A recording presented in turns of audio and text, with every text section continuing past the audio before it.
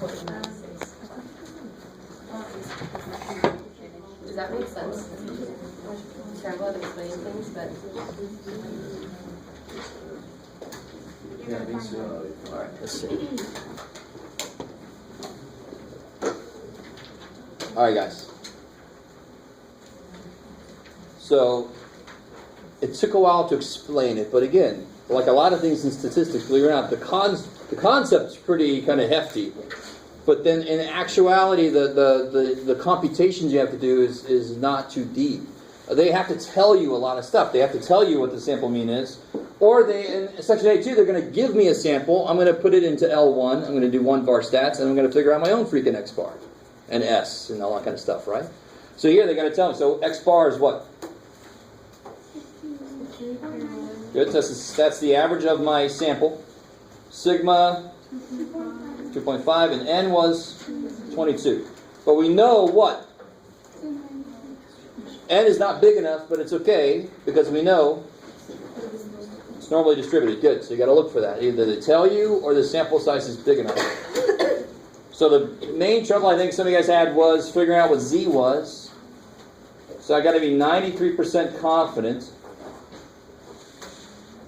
So again, I really want you to understand, the chart is remarkably single-minded. It will tell you any z-score you want, as long as you give it the area below that z-score that I want. So I want 2 z-scores, but I know they're like the same number.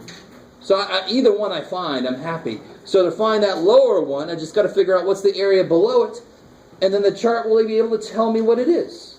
So don't make more of that process than it is. It's just like the chart's just so single-minded. We're like, all right, chart, shit. Here's the area below it. Are you happy with that now? So what area is below this? Good, because there's 7% outside, so there must be 3.5% on one side. Is everybody cool with that? 93% on the inside must be 7% out here, so 3.5% on that side.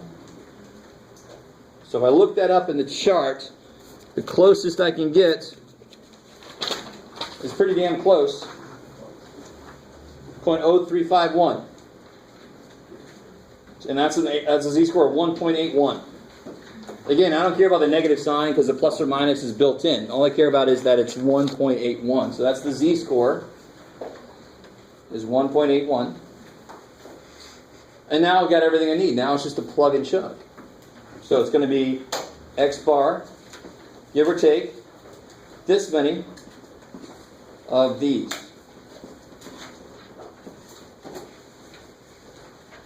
So what did you get for the error?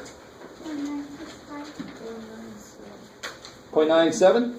I like it. 965? Cool. I'm good with that. Well, is it 964? That's rounding the third one. Yeah, that's rounding.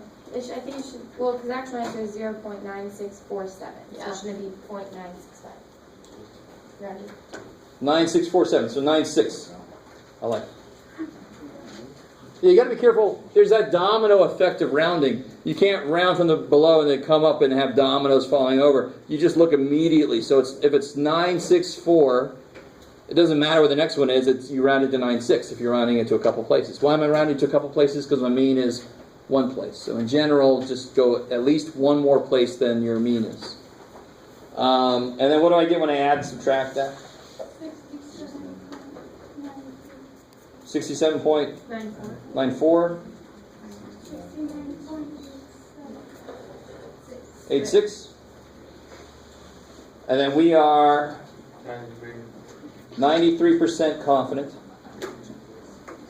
that the interval